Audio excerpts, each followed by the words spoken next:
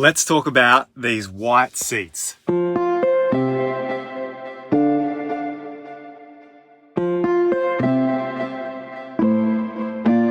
It may set you back an extra $1,500, but man, is it worth it once you get inside the car. It honestly takes the minimalist interior to the next level. Like, it feels like a spaceship in here. You've got these really cool seats, which Tesla actually design and make entirely in-house. You've then got this clean metal-like detailing running across the dash here, which is actually white in color. And then these doors have a combo of black suede with white detailing and black leather. This entire car is vegan. So that is actually one of the things that drew us to this car in the first place. Both Paige and I being vegan, we came across a news article, I think, that said Tesla Model 3 is entirely vegan. And I was like, wow, that's really forward thinking, because this was several years ago. And now there's a few other car companies that are doing the same thing. But it is cool to know that even these suede-like materials, these leather-like materials, are completely synthetic, animal-free, and they're really durable. Now, originally, I didn't want a bar of the white interior. I just couldn't justify paying the extra amount, $1,500 here in Australia, when we were already extending ourselves quite enough by getting a car in this price bracket. But Paige just kept persisting that we need to get the white interior. And when it came to ordering day, we decided to bite the bullet. And I'm so glad that she pushed us into doing it, because it's definitely one of our favorite features.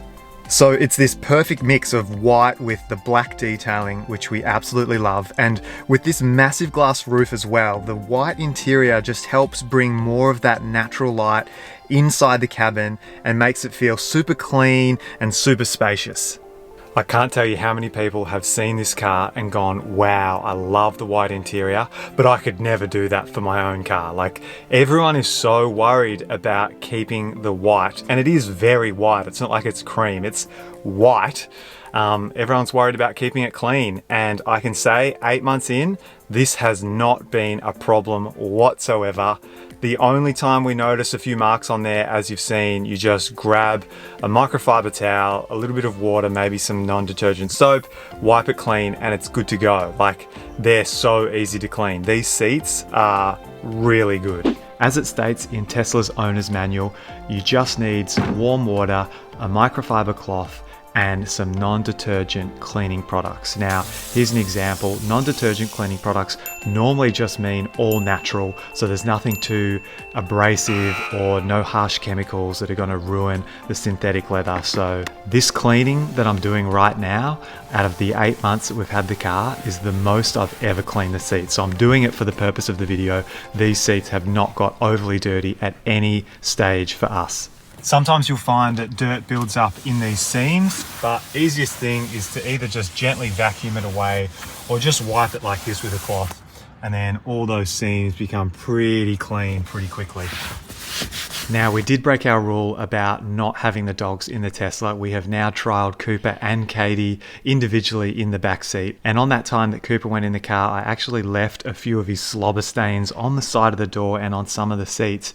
And I noticed about 3 days later, I was pretty worried at first because it wasn't coming off with warm water and a cloth. But as soon as I added the non-detergent soap, it was like not an issue. It came off really easily. So it's good to know that these all natural products actually work really well on these particular materials. Also, is this not one of the best features inside the Teslas? Like, just wireless chargers, seamless integration, such a perfect spot to put your phone. Now, this is a personal preference, but one of the things that we didn't like about the black interior is that it comes with this wood trim, and we just felt like that wasn't really suited to us. But that being said, if we went with the black exterior, then maybe we would consider the black interior, so we've got that black on everything sort of look. So what's the verdict? Should you pay the extra $1,500 for the white interior? For me, it's obviously an absolute yes. It's so worth it. It makes it feel more like a Tesla, having such a stunning, clean, crisp, spacious feeling interior. And it highlights the uniqueness of the seat designs and the minimalist interior that the Tesla comes with. So it's definitely more striking. Is it going to be a problem keeping it clean? Let's say you've got kids, you've got dogs.